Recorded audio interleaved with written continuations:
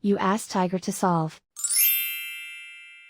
This deals with linear equations with one unknown. The final result is s equals -1. Let's solve it step by step. Group all s terms on the left side of the equation. Subtract s from both sides. Group like terms. Simplify the arithmetic. Group like terms. Simplify the arithmetic.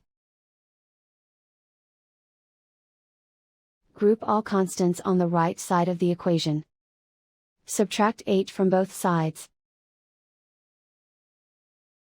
Simplify the arithmetic.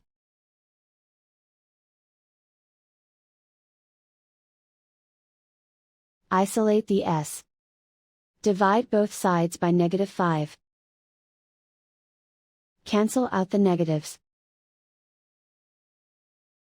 Simplify the fraction. Simplify the arithmetic. Simplify the fraction.